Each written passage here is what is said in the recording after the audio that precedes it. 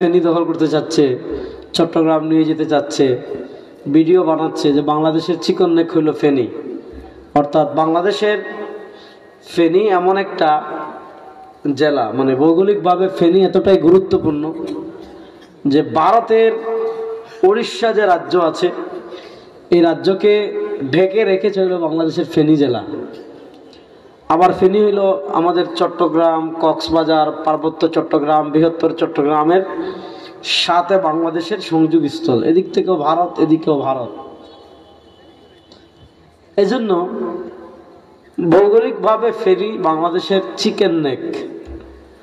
অর্থাৎ ফেনী যদি কেউ দখল করে, বাংলাদেশের এই পাশ বাংলাদেশ থেকে এমনিতে বিচ্ছিন্ন হয়ে যাবে। মানে চট্টগ্রাম, কক্সবাজার, খাগড়াছড়ি, বান্দরবন, পার্বত্য চট্টগ্রাম, ওই টেকনাফ, মানে একেবারে সেন্ট মার্টিন পর্যন্ত সব হাতছাড়া হয়ে যাবে। এজন্য আপনারা দেখবেন ভারতের মুতখুর যেগুলো আছে সাংবাদিক, এগুলার মাথায় যে গেস্টি করছে, মানে ভারতের যে মুতখুর কিছু সাংবাদিক আছে না, এগুলার মাথায় যে গেস্টি করছে, আমি বলছি এগুলা গরুর পেশাব খেলে এই গেস্টিক নামবে না।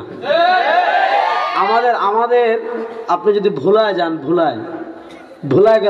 ভোলায় গেলে দেখবেন বিশাল বিশাল মহিষ আছে। এক একটা মহিষ একবারে 7-8 কেজি মুতে। আমি বলে আসছি যে ওই যে বিশাল বিশাল মহিষ আছে না, যেটা 7-8-9 কেজি একসাথে মুতে, ওই 7-8 কেজি পেশাব যদি এদেরকে না খাওয়াইছেন ততদিন পর্যন্ত এদের মাথার গ্যাস্ট্রিক নামবে না। তো তারা মনে করেন ভারতে গরুর মুত খেয়ে আর গোবর খেয়ে স্বপ্ন দেখতেছে, ভিডিও বানাচ্ছে যে তারা যদি ফেনীটা দখল করে, ফেনীকে নিয়ে যায়, বাংলাদেশের কি অর্ধেকের মানে একটা গুরুত্বপূর্ণ চট্টগ্রাম বন্দর, কক্সবাজার, খাগড়াছড়ি, টেকনাফ, সেন্ট মার্টিন সব বাংলাদেশ থেকে কি বিচ্ছিন্ন হয়ে যাবে। তারা আজকে ভিডিও বানালো, দেখলাম যে ফেনী দখল করতে নাকি তাদের 5 মিনিট লাগবে। তো ফেনী এবার যে বন্যা হয়েছিল, বাংলাদেশের মানুষ যে ভাই ভাই একজনের বিপদে আরেকজনের পাশে দাঁড়ায়, এটার প্রমাণ এই ফেনীর বন্যা বাংলাদেশের মানুষ দেখিয়েছে। 2022 সালে আমাদের সিলেট বন্যা হয়েছিল। 2022 সালের বন্যা বাংলাদেশের মানুষ, সিলেট বাংলাদেশের এক কোনায়, সব দিকে ইন্ডিয়া, সিলেটের শুধু একদিক না, 3 দিকে সিলেটের ইন্ডিয়া। তো এই তারাই বন্যা তৈরি করে, 22-এ সিলেট বন্যা তারাই তৈরি করেছে। ফেনীতে তাদের দাসী পালিয়ে গিয়েছে, এটা সহ্য করতে পারে নাই, পানি ছাড়ছে। তো ফেনীর পাশে যেমন আপনারা ভিতরে আসেন, ওখানে দাঁড়ায় দিয়েছেন, ভিতরে আসেন না, বাসায় যান, আল্লাহ ভিতরে আসার তৌফিক দান করুন। হারুন আঙ্কেলের মতো একদম বাইরে দাঁড়িয়ে দিচ্ছেন, আসেন ভিতরে আসেন, কথা ভালো করে বুঝেন। যেটা বলতে চাচ্ছিলাম, 2022 সালে যেমন সিলেটের পাশে পুরো বাংলাদেশ দাঁড়িয়েছে, 2017 সালে যেমন মায়ানমারের মজলুম মুসলমানের পাশে সারা বাংলাদেশের মানুষ দাঁড়িয়েছে, 2023 এসে যেমন ফেনীর পাশে সারা বাংলাদেশের মানুষ দাঁড়িয়েছে। আপনি 5 মিনিটে ফেনী দখল করবেন, ফেনীতে ঢুকলে একজনও মাথা নিয়ে যেতে পারবেন না, ফেনীতে ঢুকলে একজনও জীবন নিয়ে যেতে পারবেন না ইনশাআল্লাহ। ফেনীর দিকে হাত বাড়াবেন, ফেনী থেকে বিজয় শুরু হবে, ফেনী থেকে উড়িষ্যা, উড়িষ্যা থেকে কলকাতা, কলকাতা থেকে বিহার, ইনশাআল্লাহ দিল্লি লাল কেল্লা পর্যন্ত মুসলমানদের হয়ে যাবে। আপনি তো সহজ মনে করেছেন, দেখেন কত বড় সাহস তাদের। ভিডিও বানাচ্ছে একদম মানচিত্র দেখিয়ে দেখাচ্ছে যে এই যে দেখেন ফেনী, মানে মনে করেন ফেনীর এদিকে তো সমুদ্র চট্টগ্রাম, আর এদিকে গেলে আপনি পুরাটা বাংলাদেশ, আর এদিকে আপনি দেখবেন কুমিল্লা, চট্টগ্রামের এদিকে সীমান্ত দেখা যায়, দেখছেন নি? আর এদিকে আপনার যদি আমাদের মিজানুর রহমান সাইদ সাহেবের যে থানা, কি নাম জানি, পরশুরামের দিকে গেলে তো আমি নিজেও দেখে আসছি, ইন্ডিয়া। তারপর গত বছর একবার এদিকে গেছি, ফেনীর এলাকাটার নাম আমি ভুলে গিয়েছি, তো ফুলগাজী, হ্যাঁ, একদম সীমান্তের সাথেই মাহফিল। রাতে আসার পথে কাকে আসতেছি, তো গাড়ির বাতি দেখে অনেক বিডিআর বের হয়ে গিয়েছে যে এই রাত্রে কেটায় আসে, মানে বিডিআর ক্যাম্পের পাশ দিয়ে আসতেছি বিজিবি, আগের বিডিআর, তারা বের হয়ে গাড়ি, মানে আমি সেদিকে 20-25 জন, যে এই রাত্রে কে, মানে মনে করছে ইন্ডিয়ার মালামাল নিয়ে কেউ যাচ্ছে। তো পরে যখন দেখছে আমাকে বললো ভাই চা খেয়ে যান, পানি দিল, চা খাওয়াইলো। এই যে চতুর্দিকে ইন্ডিয়া, আর এত গুরুত্বপূর্ণ একটা জায়গা, তারা আজকে দখল করার চক্রান্ত করতেছে। দখল করুক আর না করুক, ফেনীবাসী সতর্ক থাকবেন। ইনশাআল্লাহ কোনো বিপদ আসলে বাংলাদেশের 20 কোটি বাংলাদেশি ইন্ডিয়ার কালো বিষ দাঁত ভেঙে দিবে ইনশাআল্লাহ। আর এবার আমরা এত ভয় পাই, আপনারা মিয়া খান গরুর পেশাব আর আমরা খাই গরুর দুধ, আপনারা খান গরুর গোবর আর আমরা খাই গরুর মগজ গুস্ত। হিসাব তো আপনি বুঝেন না, খেলতে হলে তো একটা হিসাব লাগবে না? আপনি একজনের পায়ে পুরা শক্তি আছে মিয়া, এদিক থেকে কিক মারলে ওই বার ভেঙে ওপারে চলে যাবে, আর আরেকজনের পাই নাই আতু, বুঝেন নাই? সে মনে করেন মানে ওই যে স্ট্রাকচার দিয়ে হাঁটে, মানে এই যে হাতের যে ইয়ে আছে না, এটা দিয়ে হাঁটে। এখন যে পাই নাই খুঁড়াইয়া হাঁটে, পা ভাঙ্গা লুলা, সে খেলতে যাচ্ছে ব্রাজিলের সাথে, আর্জেন্টিনার লগে। তার আপনি খান গরুর গোবর, আমরা খাই গরুর মগজ। আপনি খান গরুর পেশাব, আমরা খাই গরুর দুধ। আপনি যে গরুকে পূজা করেন সেই গরুর হাড্ডি খেয়ে আমরা চোরমার করে ফেলি। সুতরাং গরুর মুখ খেয়ে যারা গরুর গোশত খায় তাদের দেশের দিকে হাত তুললে সেই হাত আমরা ভেঙে দিব ইনশাআল্লাহ। নারে তাকবীর, নারে তাকবীর। ভারতের দালালেরা হুঁশিয়ার সাবধান, নারে তাকবীর। শুনেন, এরা এই ভাদ্র মাসের কুত্তার মতো এরা পাগল হওয়ার কারণ জানেন? আপনি ভারতের সাংবাদিকদের, আমি আসার পথে তাদের ভিডিও দেখলাম গাড়িতে বসে বসে, সর্বশেষ 100টা ভিডিওর মধ্যে 95টা ধরেন বাংলাদেশ নিয়ে। এই বাচ্চা 100টা ভিডিওর ভিতর 95টা বাংলাদেশ নিয়ে। কি ভিডিও করছে জানেন? গহরডাঙ্গা মাদ্রাসার মাহফিল হয়েছে, তো মাহফিলের বাজার হয় না, বাজার এই যে এখানে বাজার হয়েছে না মাহফিল উপলক্ষে, তো দেখা যায় অনেক সময় মাহফিল হচ্ছে মহিলারা চলে আসে, তো হুজুর আগের দিন বলতেছে যেহেতু এখানে অনেক বড় মাহফিল হয় মহিলারা দয়া করে বাজারে আসবেন না, মানে ওয়াজের বাজারে। আর যদি আসে কোনো মহিলা চলে আসে আপনারা বিক্রি করেন না, যাতে একজন বিক্রি করলে বাকিরা আসবে না, যেহেতু একটা ধর্মীয় অনুষ্ঠান, এনে যাতে মহিলারা না আসে। এটাকে কাট করে তারা অপপ্রচার করতেছে যে বাংলাদেশ তালেবান হয়ে আফগানিস্তান হয়ে যাচ্ছে, বাংলাদেশ আফগানিস্তান হয়ে যাচ্ছে, নারীদেরকে নাকি বাজারে আসা নিষেধ করতেছে। বাংলাদেশ যদি আফগানিস্তান হয় আমরা তো খুশি। আফগানিস্তানে ইমারতে ইসলামিয়া প্রতিষ্ঠা হয়েছে, পৃথিবীর একমাত্র রাষ্ট্র যেখানে আল ইমারতুল ইসলামিয়া, ইসলামী রাষ্ট্র প্রতিষ্ঠা হয়েছে, কোরআনের রাষ্ট্র প্রতিষ্ঠা হয়েছে, হাদিসের রাষ্ট্র প্রতিষ্ঠা হয়েছে। আরে প্রত্যেকটা বাংলাদেশে মুসলমানের স্বপ্ন, এই বাংলাদেশ সেকুলারিজমের জন্য জন্ম হয় নাই, এই বাংলাদেশ সমাজতন্ত্রের জন্ম হয় নাই, এই বাংলাদেশে মানুষের তন্ত্র মন্ত্রকে প্রতিষ্ঠা করার স্বপ্ন মুসলমান দেখে না। মুসলমান দেখে আফগানিস্তানে যেমন ইমারতে ইসলামিয়া প্রতিষ্ঠা হয়েছে, ইনশাআল্লাহ এই বাংলাদেশে একদিন কোরআনের বাংলাদেশ হবে ইনশাআল্লাহ। দেখছেন পিচ্ছি দাঁড়াই দিতেছে পিছন দিয়া লাভ দিয়া। ইনশাআল্লাহ এই প্রজন্ম যদি ইসলামের বাংলাদেশের সাথে পরিচিত হয়ে যায়, ওই ভারত গোনার টাইম একদিন আমাদের নাই ইনশাআল্লাহ। ইনশাআল্লাহ বলেন। দিল্লি দখল করবেন, দিল্লি তো আমাদের। দখল করবেন মানে দিল্লি কাদের? আর আসতে কোন আর আসতে বলেন। 700 বছর আমরা মালিক ছিলাম, 700 বছর। তারা মালিক হওয়ার তুমি 80 বছর হয় নাই। আব্দুর রাজ্জাক সাহেব চলে আসছে মাশাআল্লাহ, আমাদের জাতীয় উলামা শাইখ আইম্মা পরিষদের ফেনী জেলার সাধারণ সম্পাদক সাহেব, আমার খুব মুরব্বী তুল্য, আমি খুবই শ্রদ্ধা করি হুজুরকে, খুব সম্মান করি, অনেক জ্ঞানী মানুষ। আমি আপনাদেরকে একটা ইতিহাস শোনাই। আমাদের দেশের পরাজিত শাহবাগী যারা আছে তারা গত 15 বছর, আপনারা একটা শব্দ শুনেছেন যুবকরা, খালি হলো মুক্তিযুদ্ধের চেতনা। শুনেন নাই? কিসের চেতনা? মুক্তিযুদ্ধের চেতনা। শুনেন, মুক্তিযুদ্ধ কিন্তু শুধু 71-এ হয়েছে, ব্যাপারটা এমন না। 71-এর আগে আমাদের আরেকটা মুক্তিযুদ্ধ হয়েছে, আমাদের আরেকটা স্বাধীনতা আছে, আমাদের আরেকটা বিজয় আছে, সেটা হলো 1947। বলেন 1947। এই যুবকরা ভালো করে বলেন 1947। দেখেন আজকে 71-এর ইতিহাসে দেশে চর্চা করা হয়, 47-এর ইতিহাসকে দেশ থেকে মুছে ফেলা হয়। কেন জানেন? আমি আপনাদেরকে খুব সহজ করে একটা জিনিস বুঝাই। 1971-এ হলো বাংলাদেশ। খুব মনোযোগ দিয়ে যুবকরা শুনবা। 1971-এ হলো বাংলাদেশ।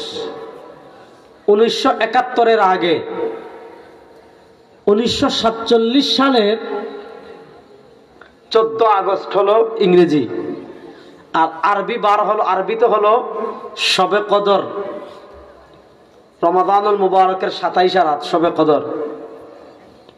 ওই তথ্যটা আমি পেয়েছি হুজুরের দিন শেখুল ইসলাম তাকি উসমানী হাফিজাহুল্লাহর আত্মজীবনী ইয়াদে পড়ছিলাম। তো উনি পাকিস্তান প্রতিষ্ঠা রাষ্ট্রের পটভূমি নিয়ে আলোচনা করতে গিয়ে লিখেছেন এই কথা, যে পাকিস্তান রাষ্ট্রের জন্ম হয়েছিল 1947, যে রাতটা ছিল আজকের রাত, অর্থাৎ বৃহস্পতিবার দিবাগত রাত, এক ছিল শুক্রবারের রাত আর আরেক ছিল শবে কদর। শবে কদরের পবিত্র রাতে, শুক্রবারের পবিত্র রাতে 1947 সালে মুসলমানদের জন্য আলাদা একটা আবাস ভূমি হয়েছিল, যে ভূমির নাম ছিল পাকিস্তান। যে পাকিস্তানের দুইটা অংশ ছিল, একটা অংশ হলো পূর্ব পাকিস্তান আমরা, আর আরেকটা অংশ ছিল পশ্চিম পাকিস্তান। তাহলে একটা স্বাধীনতা আমরা পেয়েছি 1947 সালে, একটা মানচিত্র পেয়েছিলাম পাকিস্তান। পাক মানে পবিত্র, ইসলাম মানে জায়গা। মুসলমানদের যে ভূমি ছিল এটা ছিল পাকিস্তান, মানে পবিত্র জায়গা। 47-এ দেশ বিভক্ত কেন হলো? কেন মুসলমানদের আলাদা আবাস ভূমি হলো? কেন হিন্দুদের আলাদা আবাস ভূমি হলো? হিন্দুদের হিন্দুস্তান, ইন্ডিয়া, মুসলমানদের পাকিস্তান। শুনেন, 47-এর আগে 1803 সাল থেকে নিয়ে 1947 পর্যন্ত এই বাংলাদেশ, ভারত, পাকিস্তান তখন আলাদা রাষ্ট্র ছিল না। 1947 সাল থেকে নিয়ে 1803 সাল থেকে নিয়ে 1947 সাল পর্যন্ত বাংলাদেশ, ভারত, পাকিস্তান এক রাষ্ট্র ছিল। এই 150 বছরের কাছাকাছি সময়, 1803 সাল থেকে নিয়ে 47 সাল পর্যন্ত এই 150 বছরের কাছাকাছি সময় আমাদের এই উপমহাদেশের ক্ষমতায় ছিল ব্রিটিশ। কারা? এরা ডাকাত ছিল, চুর ছিল। এরা এই ইংল্যান্ড, আজকে আমরা লন্ডন গেলে অনেক কিছু মনে করি, এরা অসভ্য বর্বর ছিল। এরা তোমার তরকারি রান্না করে খেতে হয় এটাও জানতো না, তরকারিতে মশলা দিতে হয় এটাও জানতো না, টয়লেটে পায়খানা করতে হয় এটাও জানতো না। আরে ইউরোপ সভ্য হয়েছে মুসলমানদের থেকে, তরকারি রান্না করে খেতে হয় শিখেছে মুসলমানদের থেকে, গোশত মশলা দিয়ে রান্না করে মজা করে খেতে হয় শিখেছে মুসলমানদের থেকে, টয়লেটে পায়খানা করতে হয় শিখেছে মুসলমানদের থেকে। আজকে ভারত আমাদের সাথে এখনো কি ক্ষমতা দেখায়? আরে পুরা ফেনীতে এমন 5 জনও মানুষ পাবেন না যে তার টয়লেট নাই, যারা কি করে আপনার জঙ্গলে গিয়ে অথবা জমিনে পায়খানা করে, এমন একজন মানুষ পাবেন না। আমাদের সবার টয়লেট আছে। আর আপনি কলকাতায় যান, কলকাতা থেকে দিল্লিতে যাবেন, তখন খালি পায়খানার গন্ধে আপনি টিকতে পারবেন না, সব রাস্তায় পায়খানা করে। সত্য ইতিহাস বলতেছি, ঠিক কিনা? তাহলে 1803 সাল থেকে নিয়ে 1947 সাল পর্যন্ত এই যে সময়টায় ইস্ট ইন্ডিয়া কোম্পানি ছিল, এই ইস্ট ইন্ডিয়া কোম্পানি এদেশের মালিক ছিল না ডাকাত ছিল? ধরে বলেন, এই পিচ্ছিরা কথা কইতেছে, পিছনের ভাইরা কথা বলেন না, বলেন মালিক ছিল না ডাকাত ছিল? এই ইস্ট ইন্ডিয়া কোম্পানির আগে 1803 সালের আগের 700 বছর দিল্লির মালিক ছিলাম আমরা, আসামের মালিক ছিলাম আমরা, গুজরাটের মালিক ছিলাম আমরা, হায়দ্রাবাদের মালিক ছিলাম আমরা, কলকাতার মালিক ছিলাম আমরা, মাদ্রাজের মালিক ছিলাম আমরা, চেন্নাইয়ের মালিক ছিলাম আমরা। 1803 সালের আগে 700 বছর এই ভারত উপমহাদেশ শাসন করেছে মুসলমান। আজকে তোমরা ধর্মীয় সম্প্রীতির কথা বলো, আজকে তোমরা আমাদেরকে মানবতা শেখাতে আসো। শুনো, তোমরা ভারতের ক্ষমতায় আসার 80 বছর হয় নাই, তোমরা বাবরি মসজিদ শহীদ করেছো, গুজরাটে মুসলমানদেরকে হত্যা করেছো, দিল্লিতে মুসলমানদেরকে হত্যা করেছো, আসামে মুসলমানদেরকে হত্যা করেছো, সাম্প্রদায়িক দাঙ্গা তৈরি করে ভারতে হাজার হাজার মুসলমান হত্যা করেছো, কাশ্মীরে মুসলমান হত্যা করেছো, গুজরাটে মুসলমান হত্যা করেছো, হায়দ্রাবাদে মুসলমান হত্যা করেছো। আরে বেটা, 700 বছর আমরা ক্ষমতায় ছিলাম। তোমাদের মতো অসভ্য যদি আমরা হইতাম, তোমাদের মতো বর্বর যদি আমরা হইতাম, তোমাদের মতো মুদ খাওয়া যদি আমরা হইতাম, প্রত্যেক দিন যদি একটা হিন্দুরে বলতাম কালেমা পড়, ভারত উপমহাদেশে হিন্দু থাকতো না। আর আজকে তারা আসে আমাদেরকে কি শিখাইতে? ধর্মীয় সম্প্রীতি শিখাইতে। এই বাংলাদেশে এমন কোন নজির আছে যে মন্দির ভেঙে মসজিদ বানাইছে? কিন্তু ভারতে আমাদের বাবরি মসজিদ মোগলরা বানিয়েছে ঐতিহাসিক মসজিদ, বাবরি মসজিদ ভেঙ্গে রাম মন্দির বানিয়েছে। এই গত 7-8 দিন আগে মসজিদ ভাঙছে, 5 জন মুসলমানকে মারছে। আর তারা বাংলাদেশে দেশদ্রোহী চিন্ময়রে গ্রেফতার করার কারণে আমাদের দেশ আখাউড়া দিয়ে ঢুকতে চাচ্ছে। তারা লং মার্চ করে আখাউড়া দিয়ে ঢুকলে প্রথম যে জেলা পড়ে এটার নাম হলো ব্রাহ্মণবাড়িয়া। আপনারা বুঝতেছেন কারবার কি হবে? আখাউড়া দিয়ে যদি ঢুকে, তাহলে আখাউড়া দিয়ে ঢুকার পর প্রথম যে জেলাটা পড়বে এটার নাম কি? ব্রাহ্মণবাড়ি। আপনি যে ফেনীর মানুষ নাস্তা করবেন, আর ঢাকার মানুষ নাস্তা করব, আর সিলেটের মানুষ নাস্তা করবে, নাস্তা করার সুযোগই নাই। কারণ ব্রাহ্মণবাড়িয়ারা মাশাআল্লাহ এতটা এক্সপার্ট, যদি 1 কোটিও ঢুকে এক ব্রাহ্মণবাড়িয়া খেলা শেষ করে দিবে ইনশাআল্লাহ। আর ফেনীতে থাকলো, কুমিল্লা তো থাকলো, সিলেট তো থাকলো, ঢাকা তো থাকলো। আরে বেটা, আমরা তো সেই জাতি 313 জন 1000-এর বিরুদ্ধে খেলেছি। আমরা তো সেই জাতি 3000-50,000-এর বিরুদ্ধে আমরা মুঠায় খেলেছি। আমরা তো সেই জাতি ইয়ার মুখে মাত্র 10,000 1.5 লাখের বিরুদ্ধে খেলেছি। আমরা তো সেই জাতি কাদসিয়ায় 5,000 1.5 লাখের বিরুদ্ধে খেলেছি। আমরা তোমাদের লক্ষ কোটিকে ভয় পাই না। 20 কোটি থেকে 14 কোটি বাংলাদেশি মুসলমান পুরা ভারতের গোমূত্র লড়াই করার জন্য প্রস্তুত ইনশাআল্লাহ। নারে তাকবীর, নারে তাকবীর।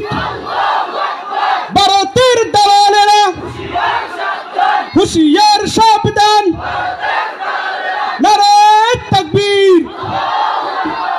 এবার ইতিহাস বুঝেন। 700 বছরের পর, এই 700 বছরের সর্বশেষ যে আমরা সাম্রাজ্যের কথা জানি, এটা হলো মুঘল সম্রাট। মুঘল সাম্রাজ্যের কথা জানি আমরা। আওরঙ্গজেবের কথা শুনেছি, শাহজাহানের কথা শুনেছি, আকবরের কথা শুনেছি। তো মুঘল সাম্রাজ্যের পর তাদের থেকে 1803 সালে ইস্ট ইন্ডিয়া কোম্পানি ক্ষমতা নিল। এবার আমি আপনাদেরকে যে কথাটা বুঝাচ্ছি, খুব মনোযোগ দিয়ে পয়েন্টটা বুঝবেন, এই পয়েন্ট না বুঝলে সামনের কথা বুঝবেন না। 1803 সাল থেকে নিয়ে 1947 সাল পর্যন্ত দীর্ঘ সংগ্রাম হলো, জিহাদ হলো ব্রিটিশের বিরুদ্ধে। আপনি ইতিহাসের পাতা খুলেন, ব্রিটিশ বিরোধী আন্দোলনের প্রথম চারা যিনি রোপণ করেছিলেন তিনি একজন আলেম, শাহ আব্দুল আজিজ মুহাদ্দিস দেহলভী রহমতুল্লাহ আলাইহি।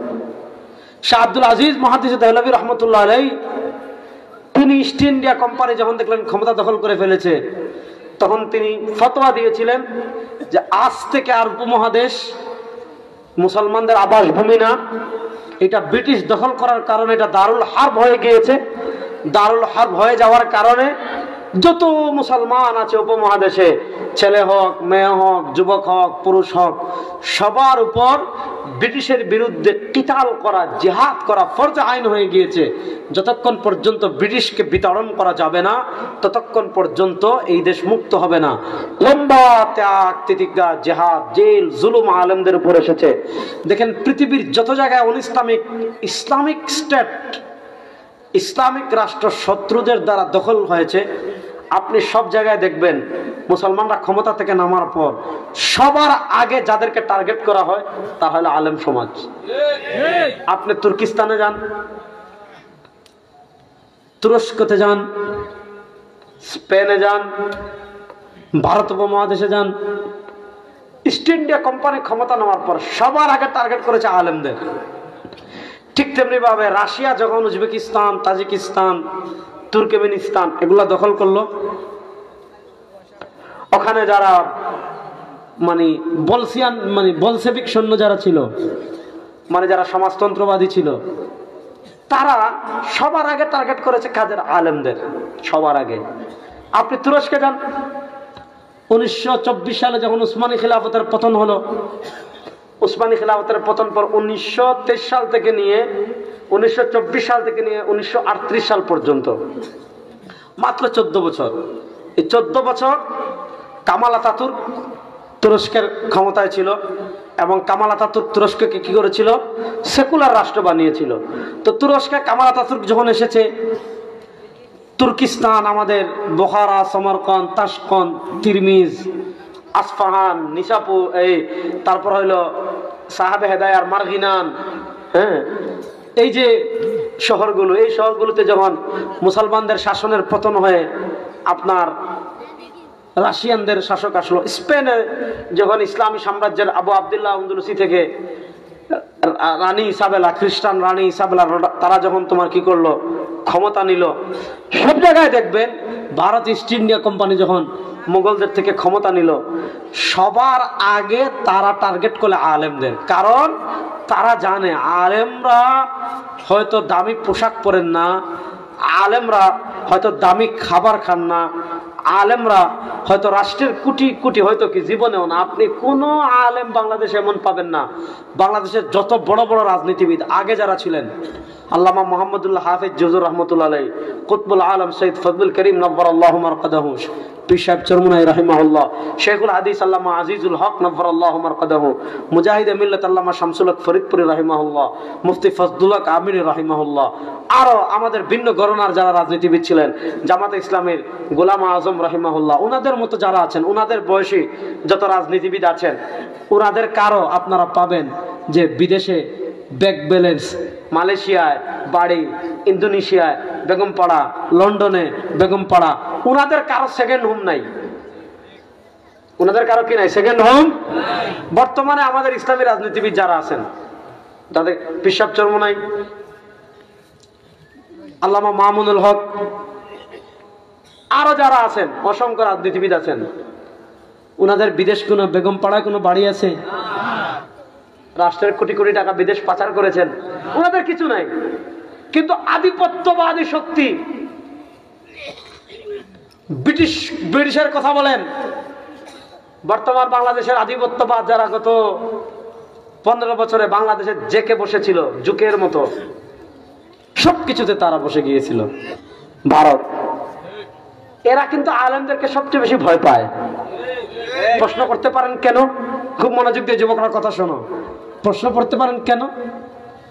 ওনাদের হয়তো টাকা নাই, পয়সা নাই, দাম নাই, বিদেশ সমাজের মানুষ তাদেরকে এত মূল্যায়ন হয়তো করেও না, তাদের বিদেশ বেগমপাড়া নেই, হয়তো দামি মার্সিডিজ গাড়ি নেই, হয়তো ল্যান্ড ক্রুজার নেই, বিএমডাব্লিউ নেই, কিন্তু তাদের ভিতর একটা চেতনা আছে।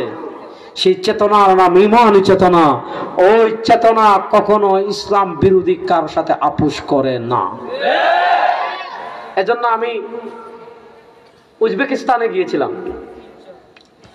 এই উজবেকিস্তানের একটা জায়গার নাম আছে খরতং।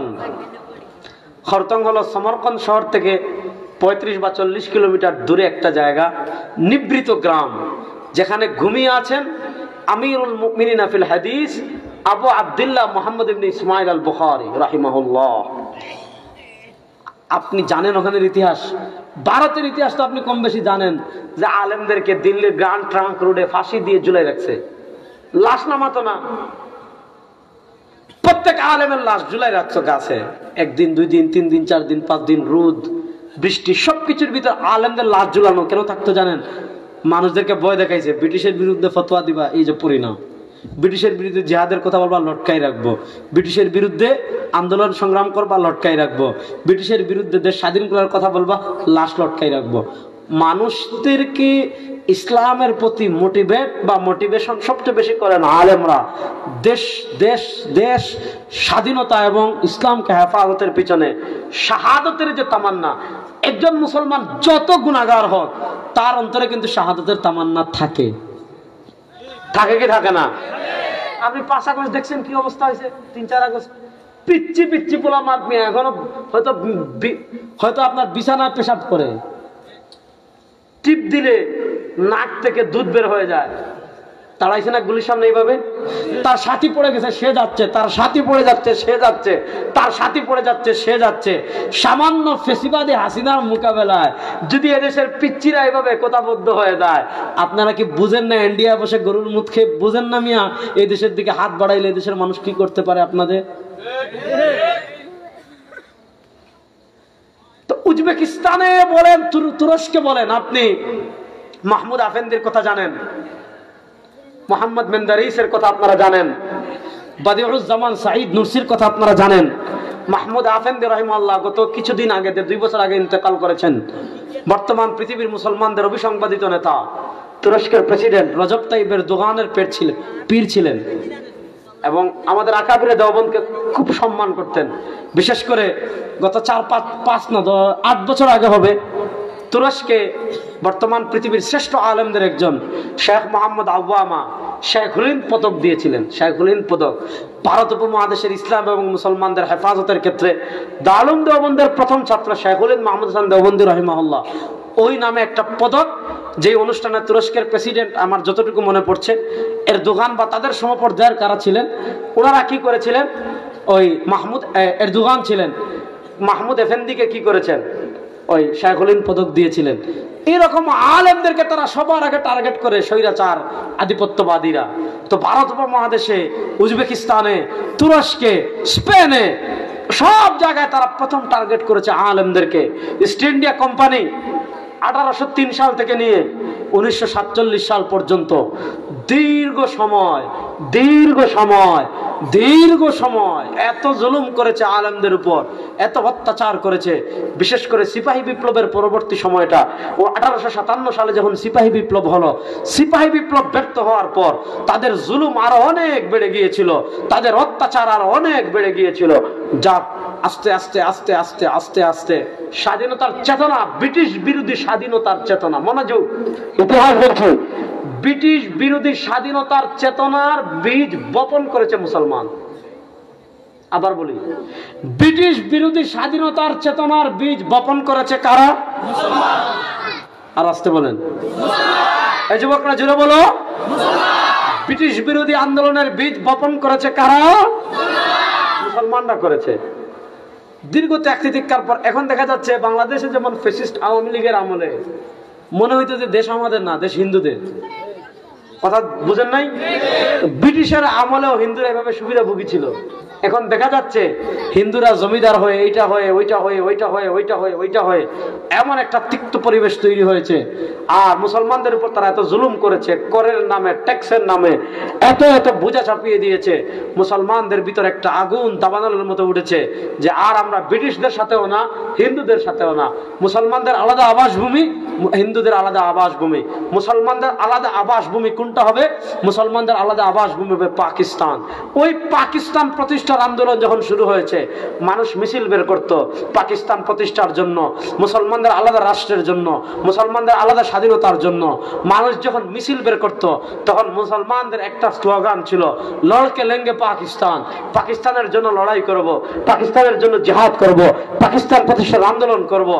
আর মুসলমান যারা 1947-এর আগে দেশ বিভক্তির জন্য সংগ্রাম করত, দেশ বিভক্তির জন্য লড়াই করত, তখন তারা যে মিছিল দিত সেই মিছিলের স্লোগান ছিল পাকিস্তান কা মতলব কিয়া লা ইলাহা ইল্লাল্লাহ।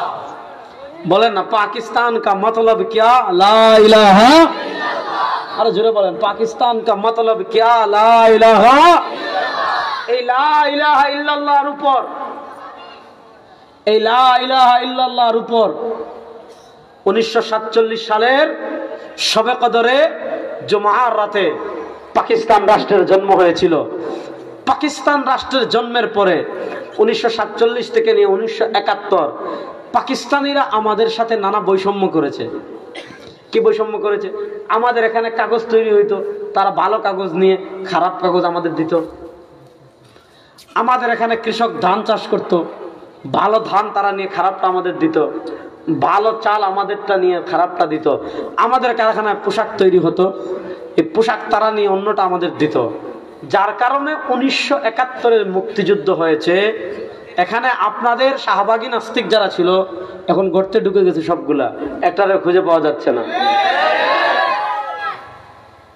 শাহরিয়ার কবির কট খেয়েছে, মুরগি কবির। হ্যাঁ, মুরগি কবির বলতে তার নাম বিকৃত করছি না, মুরগি কবির তাকে এজন্য বলা হয় যে 1971-এর মুক্তিযুদ্ধ চলাকালীন কাঁচপুরে পাকিস্তানিদের যে ক্যাম্প ছিল, ওই ক্যাম্পে পাকিস্তানি সৈন্যদেরকে সে দেশি মুরগি সাপ্লাই দিত।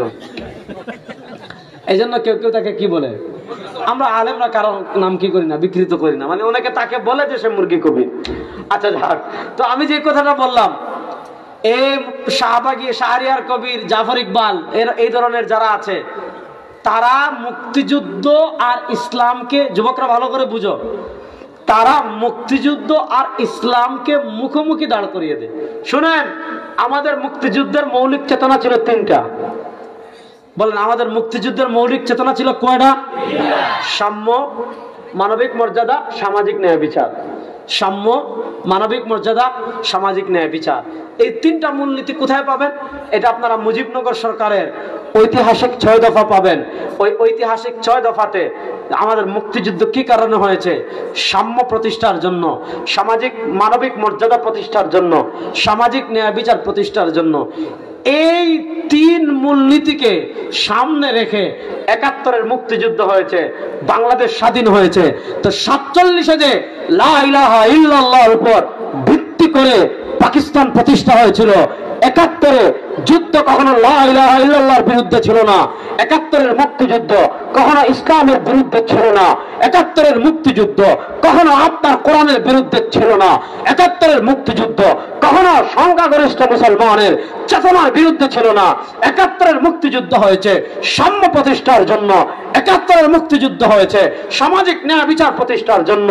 71-এর মুক্তিযুদ্ধ হয়েছে মানবিক মর্যাদা প্রতিষ্ঠার জন্য। কিন্তু লা ইলাহা ইল্লাল্লাহর যে চেতনা 1947-এ ছিল, সেই চেতনার শিকড় বাংলাদেশে এখনো আছে। সময় এখন এসেছে, আর সমাজতন্ত্রের চেতনাই বাংলাদেশে প্রতিষ্ঠা হবে না। আর আমরা ধর্মনিরপেক্ষতার বাংলাদেশ দেখতে চাই না। এবারের বাংলাদেশ হবে লা ইলাহা ইল্লাল্লাহর বাংলাদেশ।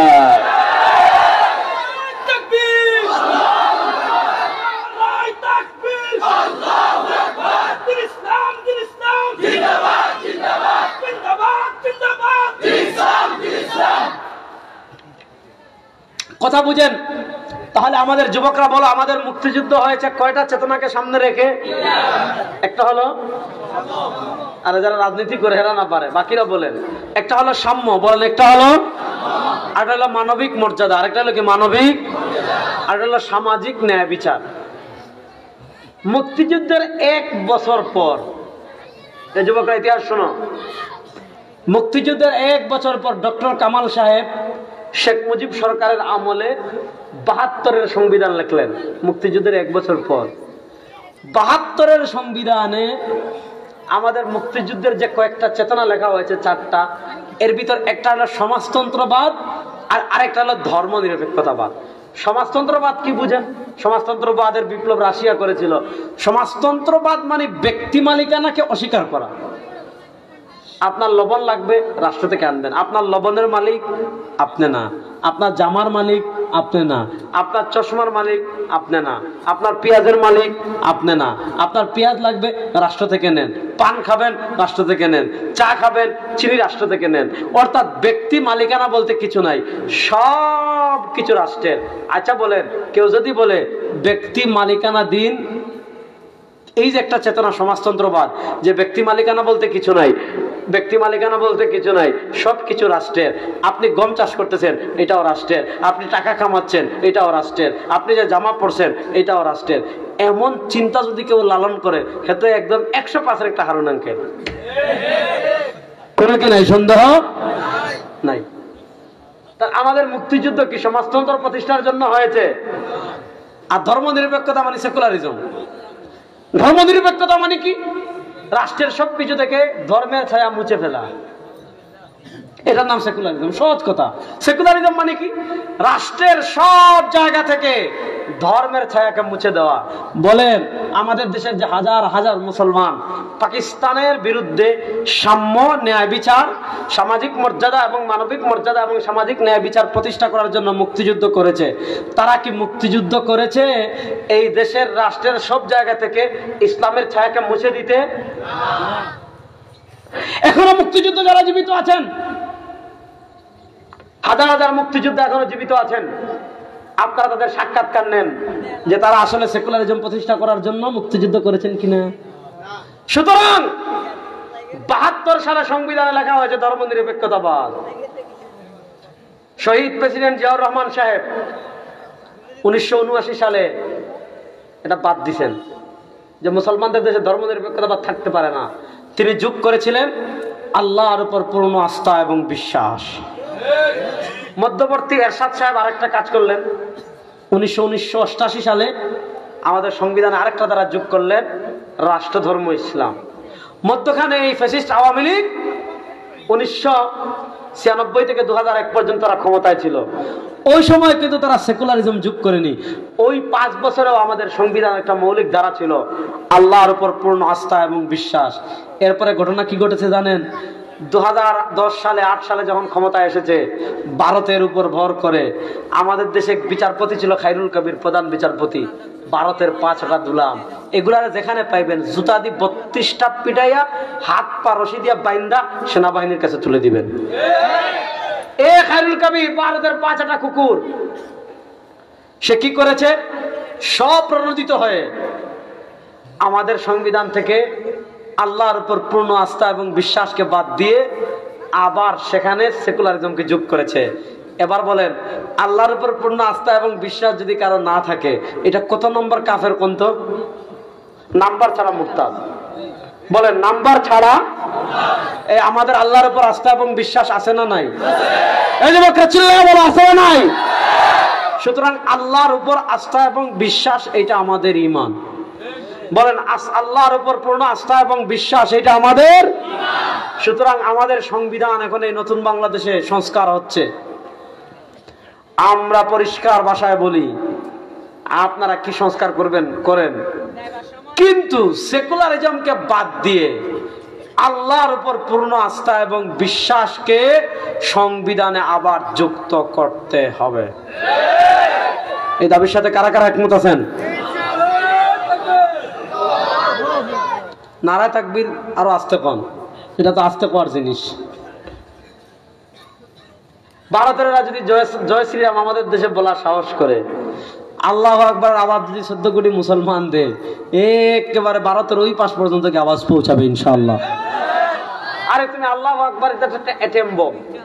এই অ্যাটম বম তুমি জয় শ্রীরাম আর গরুর মধ্যে আটকাইতে পারবা?